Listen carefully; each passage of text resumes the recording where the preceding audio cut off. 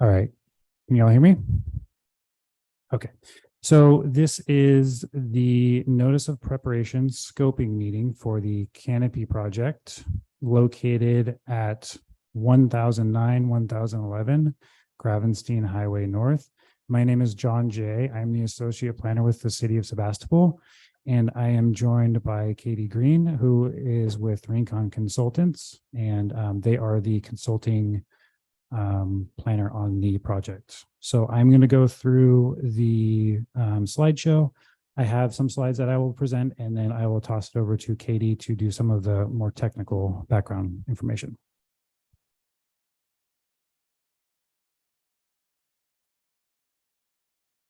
So the agenda for today's meeting has an introduction of the project description, an introduction to CEQA, what is scoping, how to submit comments, and then any questions or comments that anybody from the public may have.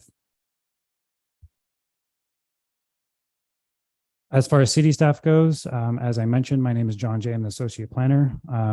With us today also is Carrie Svanstrom, the planning director, and with Rincon Consultants, Katie Green.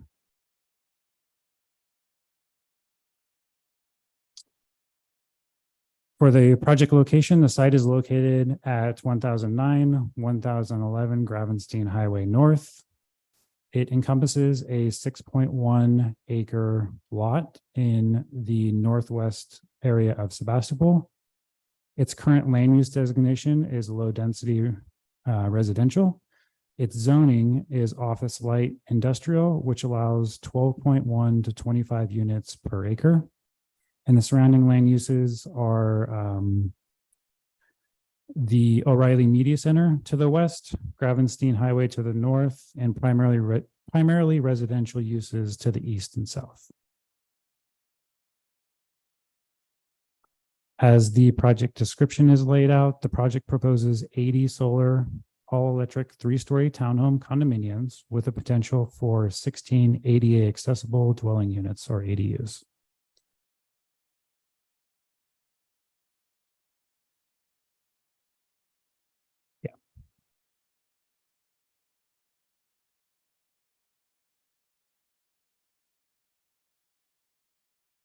Okay, the project applicant proposes to use a state density bonus to allow for a waiver to increase the building height to 3 stories, which is 6 feet above the 30-foot max height limit for that zone. The project also requires a conditional use permit for residential only within an office light industrial zone, site development review, and a vesting tentative track map. A new 6-inch or 6-foot wide pedestrian pathway is proposed to connect the West County Trail out to Gravenstein Highway on the southern border of the site. There are 21 required trees for removal, while the site is proposing to preserve 111 of those trees along the perimeter of the site, so to the east and north. Proposed landscaping would include new plantings throughout the open spaces, along drive aisles, roadways, and streets, and surrounding of the proposed buildings. The project includes a total of 160 parking spaces in garages and 58 surface spaces across the site. Other amenities of the project include gardens, active and passive seating areas, a children's play area, and a meditation hammock garden are also proposed.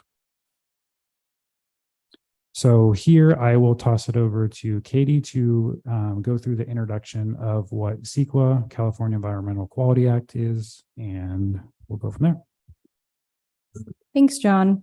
I'm going to go over some background about the environmental review process, explain the purpose behind this particular meeting, and briefly outline the anticipated scope of the document that we'll be preparing.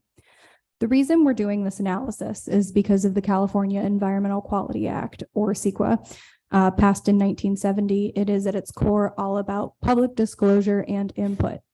It requires that we analyze the environmental impacts of a project and take those into consideration before a lead agency makes a decision on a project. To do that, we prepare environmental review documents, including environmental impact reports, or EIRs, which is what we're looking at this project. In addition to simply disclosing the anticipated impacts on the environment, CEQA also requires we work to minimize, reduce, or avoid those environmental impacts through what are called mitigation measures. We also prepare and adopt a mitigation monitoring and reporting program, which typically takes the form of a detailed table of requirements detailing who is responsible for seeing the mitigation measures implemented. Next slide, please. This slide provides an overview of the CEQA review process for an environmental impact report. The first step is circulation of a notice of preparation, during which time the lead agency, which in this case is the city, solicits input on the content of the draft EIR. The notice of preparation for this project was published on July 6th. We're currently in this initial step, and the purpose of this meeting is to collect comments on the EIR content. After that, a draft EIR will be prepared and then published for review. And during the 45-day draft EIR comment period, comments on the adequacy of the draft EIR are solicited from the public and agencies. Following completion of that draft EIR circulation period, a final EIR is prepared, which includes responses to comments on the draft EIR, errata noting any changes that were made to the draft EIR, and that mitigation monitoring program. The final EIR is then published, at which time responsible agencies consider the final EIR, and then finally, the lead agency makes a decision on the project. Next slide, please.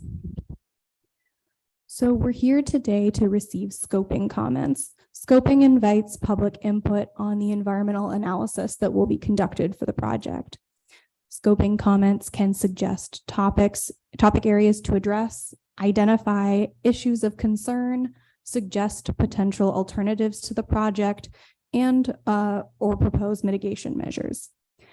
We will not be recording scoping comments verbatim today. Instead, the comments will be summarized. If you would like to provide detailed comments, we encourage you to do so in writing.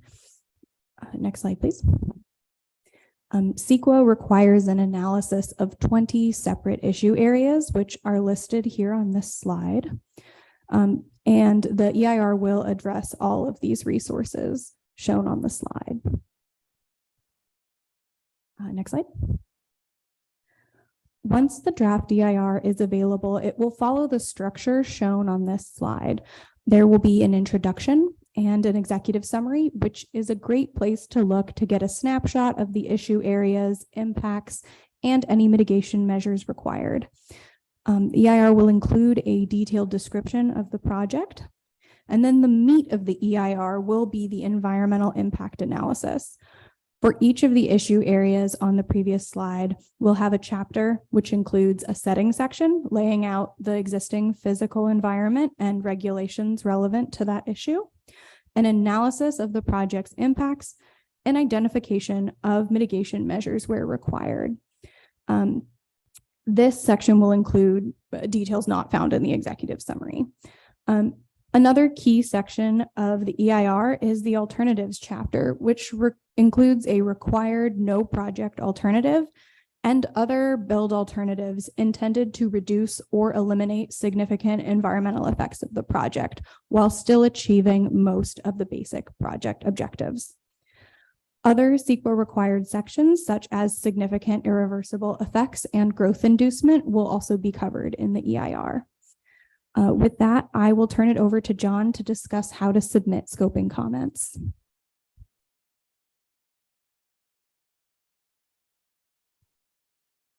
As detailed on the slide here, the deadline on submitting comments is August 7th of 2023. If you would like to submit a physical comment, you can mail that to the City of Sebastopol Planning Division, attention John J, Associate Planner, at 7120 Bodega Avenue, or you can email your comment to me at jay@cityofsebastopol.org, and please include in the subject line the Canopy Project NOP.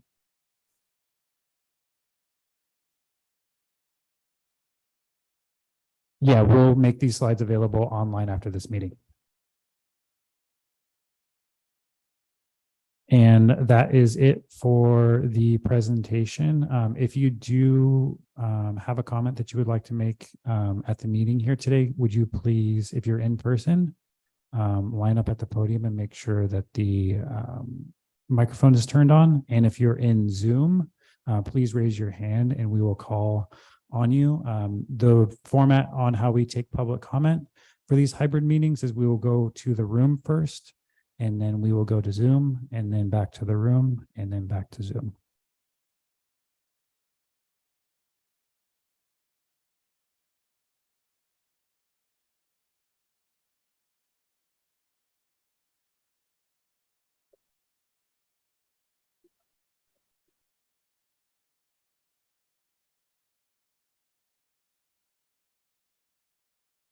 Bit of time walking down the Rodata Trail. And I'm curious as to whether or not the trees that are identified to be removed. Yeah, do we know what those, does the city know which trees those are? Yes, on the project application that's on the website, they do have a list of trees that are projected for removal, and then the trees that are going to be remaining. So that's something that is already a part of the project details, and it is on our website. Oh, okay. And I'm just curious, since I haven't yet read those details, I just wanted to ask if any of those trees include eucalyptus. No, the majority of the trees that are staying are a good portion of the redwoods and oaks that are kind of the property line trees. And then I believe some of the internal trees are Gravensteins, and then some. The fruit trees. Yeah, the majority of the fruit trees on the interior part of the lot. Thank you.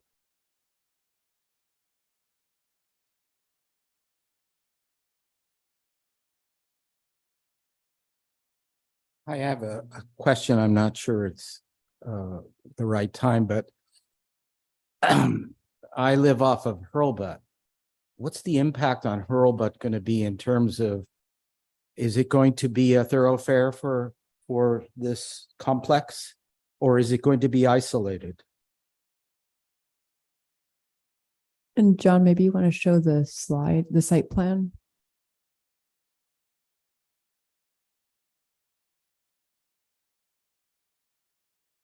Should I sit down? If that's your only question, I think we'll be able to answer that. You can go ahead and sit down.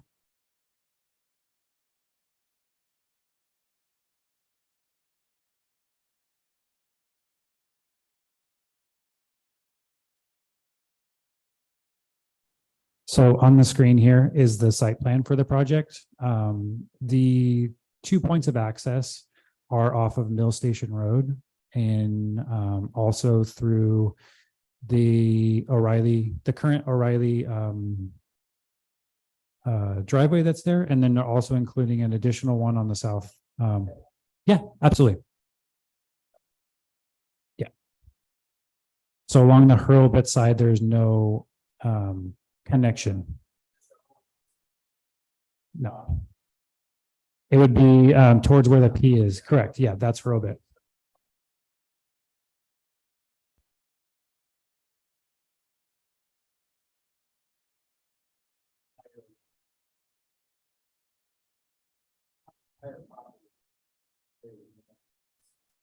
And there's no, it doesn't look like access is how tall is it really necessary?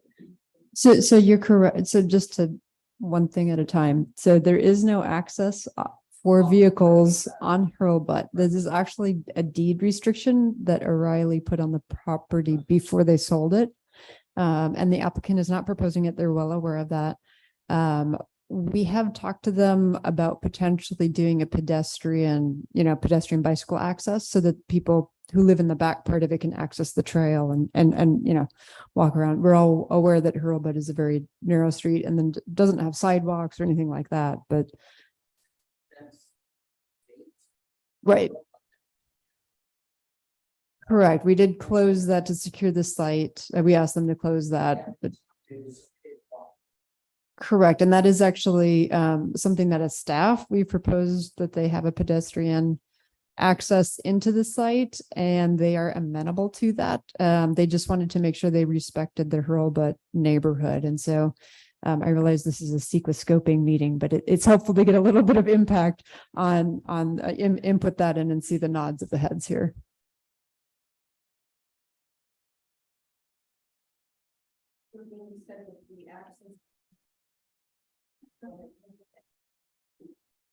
And we are going to ask you to come up to the microphone because we're recording this so that people who want to view this, who aren't able to attend the meeting, can hear the questions as well as the answers.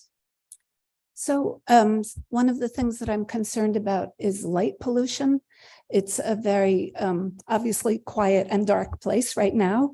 And my property is literally on the fence line. And I would like to make sure that lighting, landscape lighting and everything is all low and facing down, both for my personal and other neighbors, quality of life, but also just for the general issue of light pollution on our planet right now. Thank you.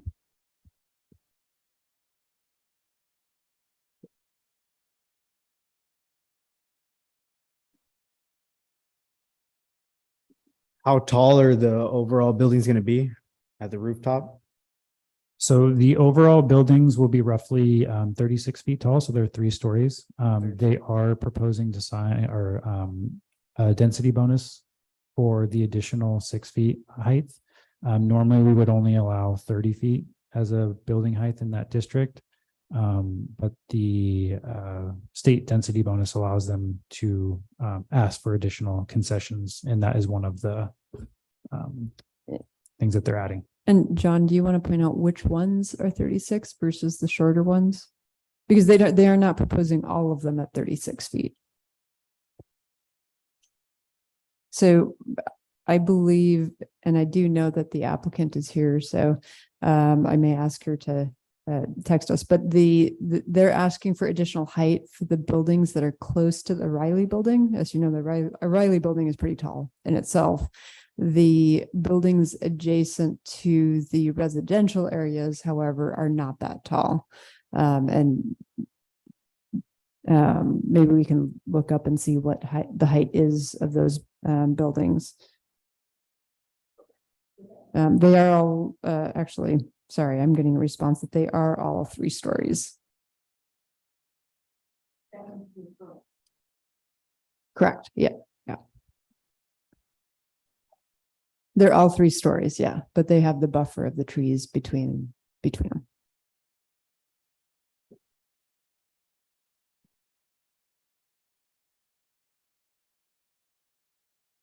I have a question only because of my ignorance.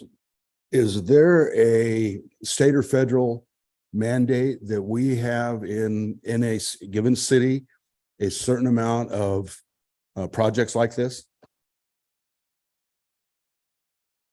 So the state does require us to have a certain amount of housing units developed in a year. That's the regional housing.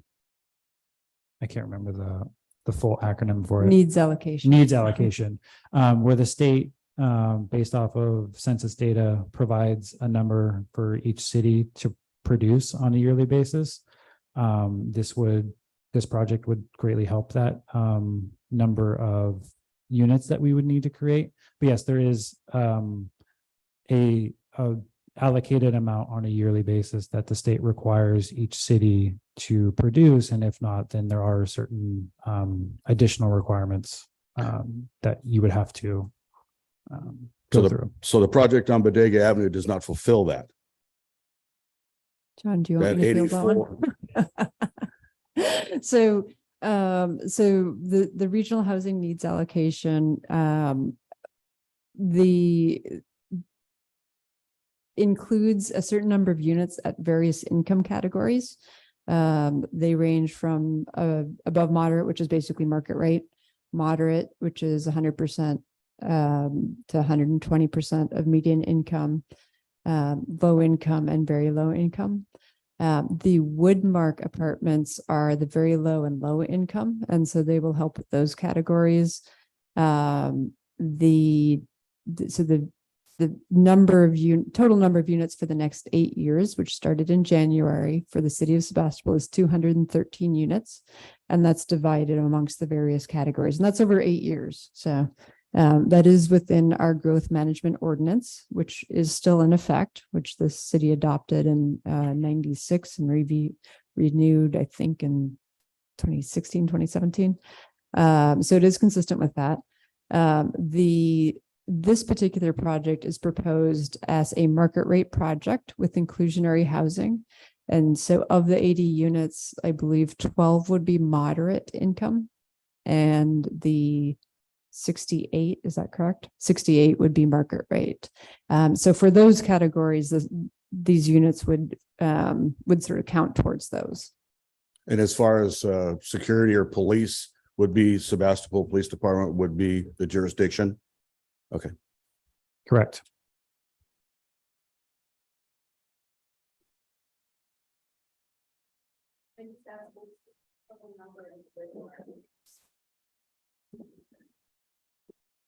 By the way, my name is Kathleen DeVideo, and I live at 850 Martin Lane in Sebastopol, or just outside of the town limits.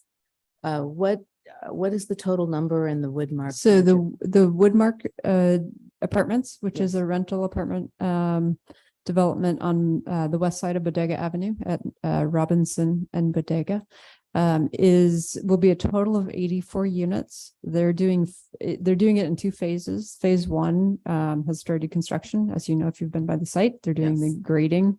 Always the messiest part of construction right now. They're doing 48 units right now I for see. that. Thank you. Yep. So at this point, then we're looking at 80 there, 80 here. And we're 160 into a total of 213. 213. Yeah.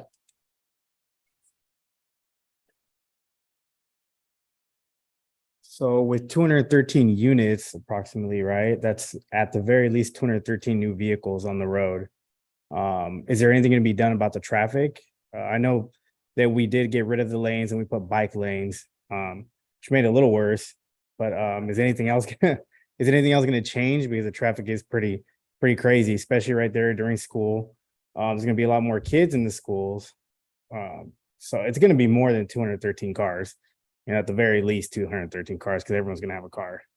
Is there anything being discussed about the traffic? Or the Sure. So, and this is part of the purpose of this meeting is to look at potential environmental impacts. Traffic is one of the impacts that we look at. So I know I see Katie over there taking notes on that as a concern. We are looking at that. We have a traffic consultant who is doing existing traffic counts. They look at the number of units, the type of units, number of bedrooms, those types of things, the amount of traffic likely to be generated by that, and analyze that. We do have in our general plan, which is our long range 20-year document for the city, outlined potential traffic improvements to accommodate additional growth. And so one of the things we'll be looking at with this, and we do look at the kind of the cumulative, not just this project or just that project, but we do look at cumulative projects that we're anticipating or that we know about, like the Woodmark and some of the other projects. We have 4 townhomes in downtown from that Habitat for Humanity is going to be building across from Safeway, that kind of thing, to see if that triggers any of those improvements. Some of the improvements outlined in the general plan on the north side of town is a potential either roundabout or signal at Covert Lane and 116, and also at Healdsburg and Murphy. Healdsburg and Murphy, where the new, obviously that doesn't have enough space, at least in my assessment, for a roundabout, but it does for a signal potentially coming into downtown. We also know that there's obviously sidewalk gaps directly across from Covert Lane along 116, where you're coming up the hill, that embankment there.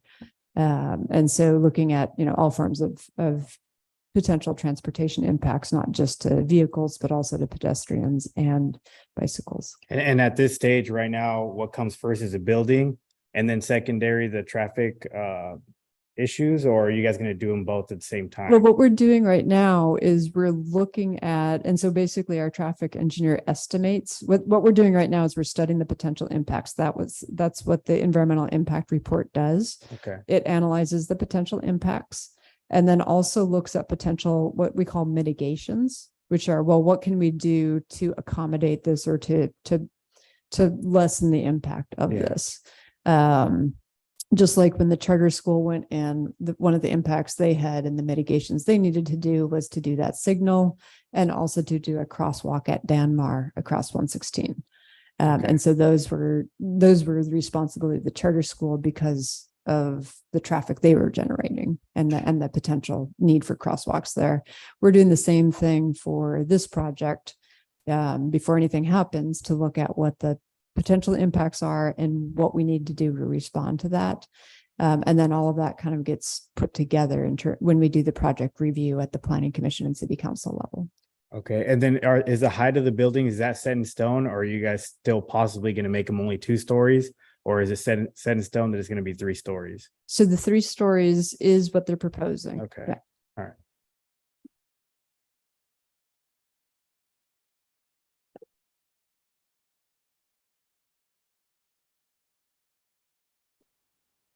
I only learned about this today, so haven't caught up to the rest of you. And this might be a foolish question, but is all of this just considered low cost housing? I mean, my concern is senior housing. Is any of that involved in this kind of housing? So this project doesn't have senior or low income. It just has the above market rate. And then there's the 12 inclusionary units which are at the 100 to 120% of median income.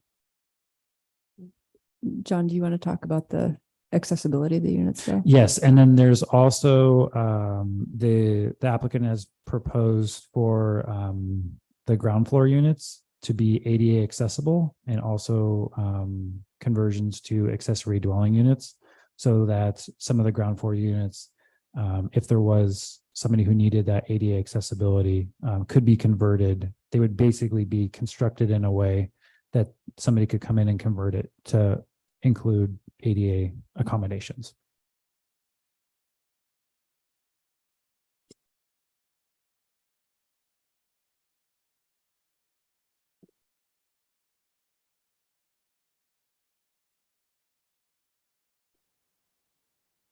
We live on Hurlbut directly looking out where the fence is for the O'Reilly property. Is there going to be any kind of entrance or exit there? So there will be no vehicle access on that side of the project. The only vehicle access will be off of 116 and Mill Station Road. Thank you. Yep.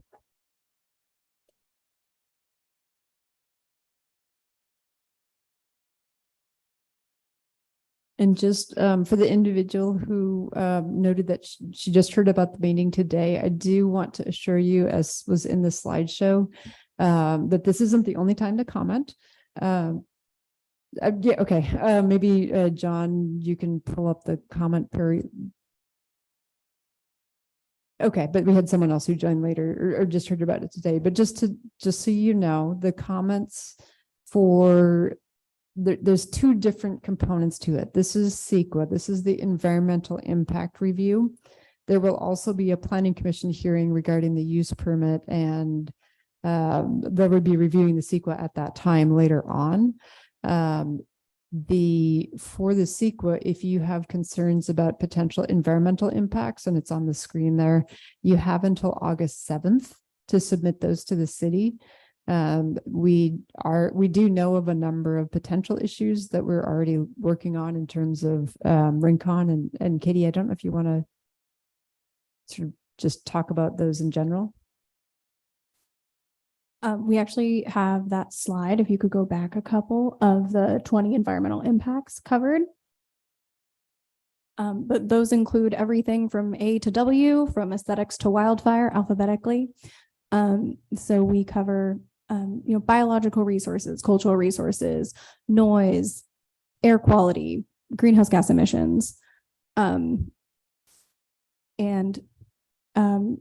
So we'll be covering all of those issues. And if you have specific concerns or issues that you want us to look into, we're happy to hear about this today or before the end of the comment period. Here we go. And I will make these slides available on the city's website as well, so that if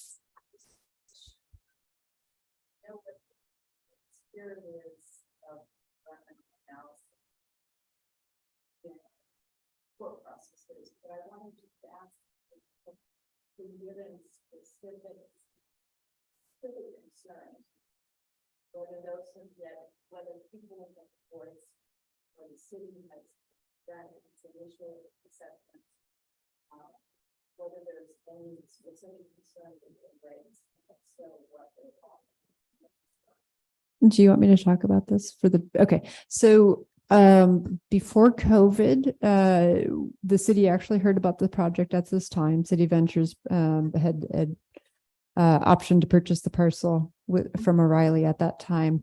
And they submitted and did a preliminary review with the city, both with our design review board / tree board and with our planning commission, because they're the tree removals and the design, as well as it does require a use permit because the site is zone light industrial / office.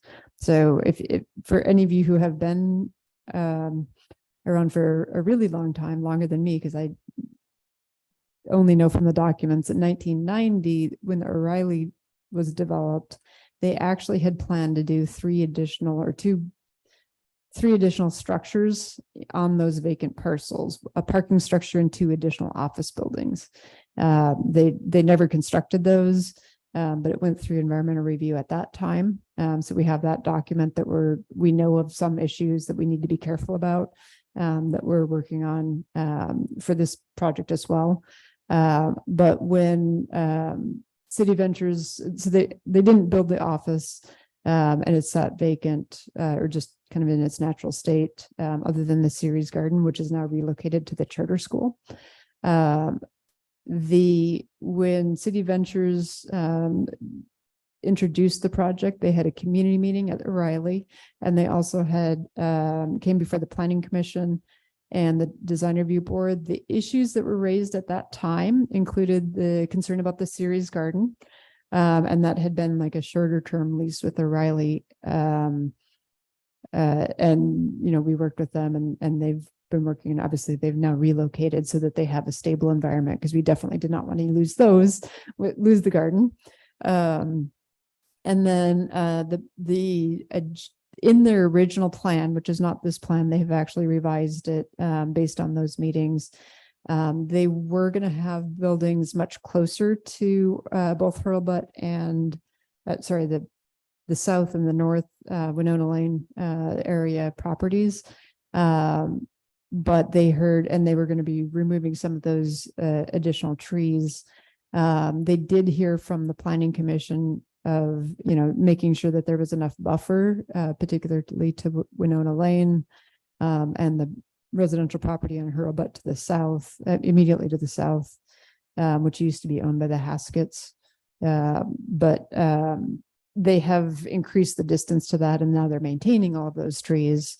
And so those are a couple of ways that they've responded with this project that they've actually submitted. I think were requesting like a 10 or 15 foot setback from Winona Lane originally, and now it's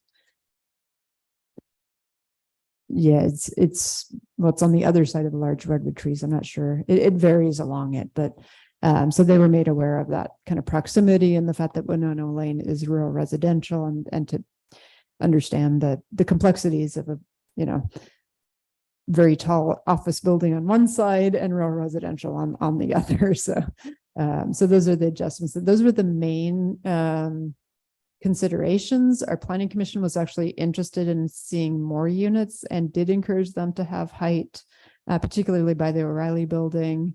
One of our commissioners did encourage accessible units for seniors, but also people with disabilities. And they have responded again, as John had noted, with more accessible units than is required by California Building Code, as well as the potential for ground floor accessible ADUs, accessory dwelling units, and the potential for elevators in the units so that you could, still have a two-story townhome, but have it be designed such that you could have an elevator and have it be accessible. So that was another response to the Planning Commission's comments in particular about the project. Yep.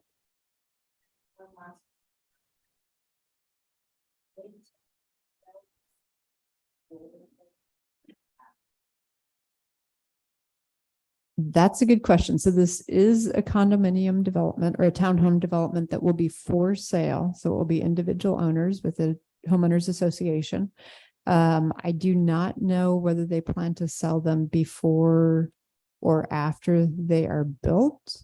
I do know from City Ventures other models. Actually, John, can you answer that question?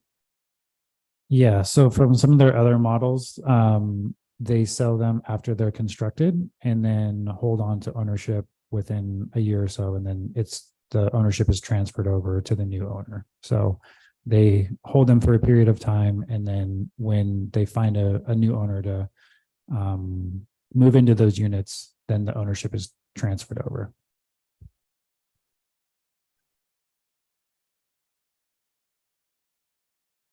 Yes, I believe they own both of those parcels there. Yep.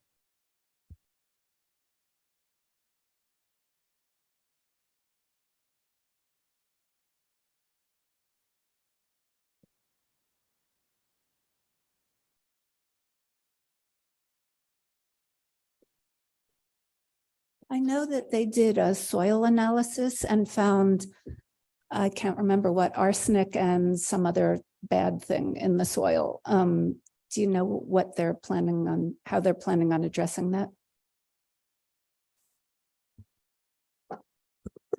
So we are in receipt of some of the reports that they've already done regarding the condition of the property, phase 1 environmental site assessment, a phase 2. And part of the process of preparing the document is that our hazardous materials experts are reviewing those and then will recommend appropriate mitigation in the environmental document.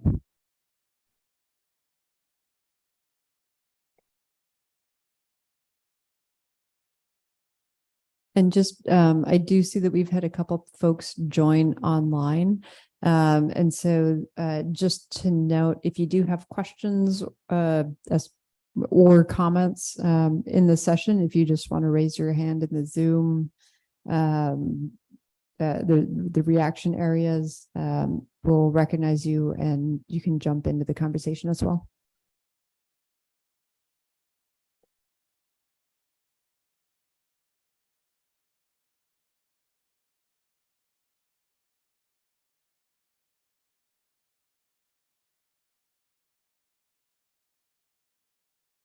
And one note, if you are interested in receiving project updates, so John Jay's email will be on the website and you can let him know about it. And then we'll make sure that we notify you or let you know how you can get notifications. The city does have a new website, which is supposed to be helping us do notifications for this kind of stuff. If that gets set up, it'll be just automatically, sign up. But and there's John's email address as well. John's email is also, if you just go to the City of Sebastopol's website and the planning department, it's there as well. So you can find that. And if you have any other questions or comments, you can send them directly to him as well. And just as noted on the slide, just make sure you note the subject as the Canopy NOP project. And then that way I can know exactly which project you're referring to.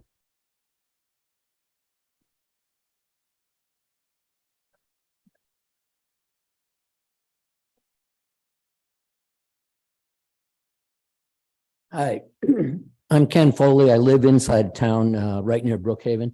I have a question about process, because this is Sebastopol. I note that we're going to have 30 days to submit comments. And then EIR will be prepared and there'll be another 45 days to submit comments after that. How long does the city anticipate taking to prepare the EIR? So I'm going to ask Katie if I'm not looking she- for an exact date. I'm looking for perhaps a best guess, taking into consideration that it's an extremely detailed document that you're looking at. Correct.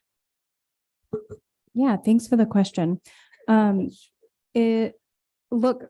after Rincon prepares the document, we'll provide it to the city, who will do their own thorough review. It looks like you can expect this probably like mid to late fall of this year. Yeah.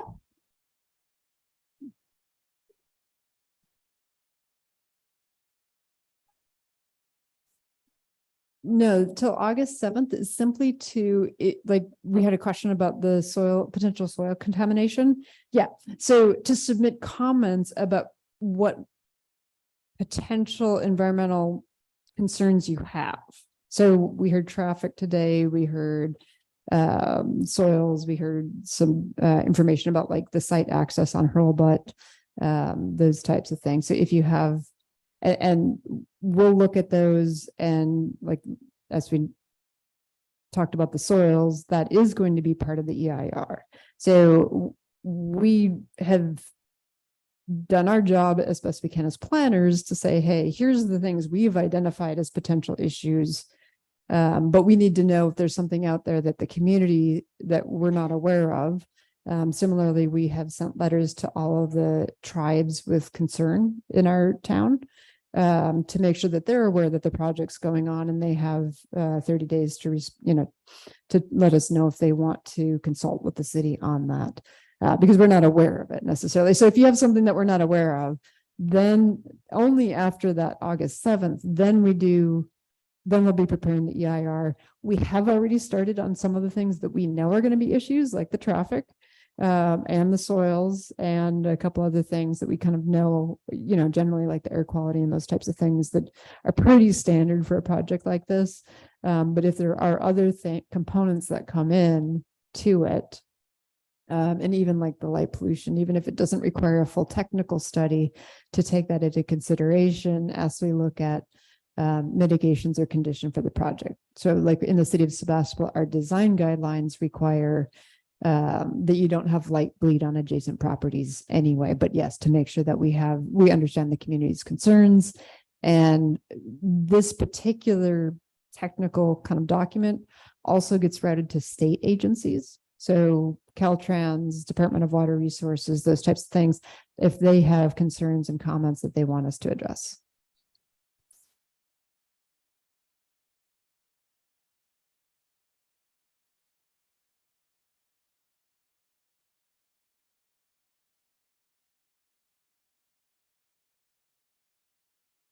Are there any additional questions or comments from folks in the room today or in the Zoom call?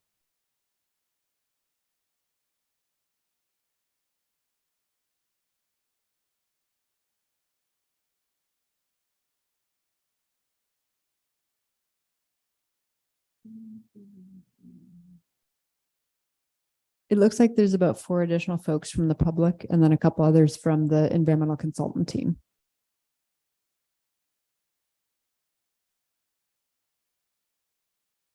And then just one note, we do have, as we said, we do have a new city website. There is a part of that site that is specific to development projects, where you can see it on a map, the development projects in town on a map. And there is a specific page for this project where we will continue to post updates to it. And I think we can get this slideshow, John, and a link to this video up on there. So if you want to review anything on the project page for this, yes, yep. And I believe there's already like a lot more drawings. We just showed the site plan today, but there's a whole bunch more drawings that show it all. Yeah.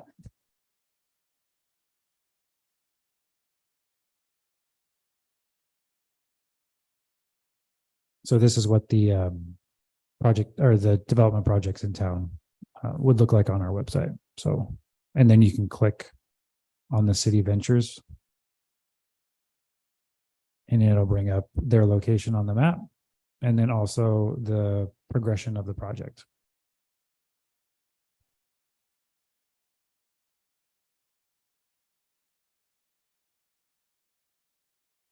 And then so under the documents is where the current project drawings are. And then any of the other additional documents from today's meeting, I will make sure to upload those onto that section of the website.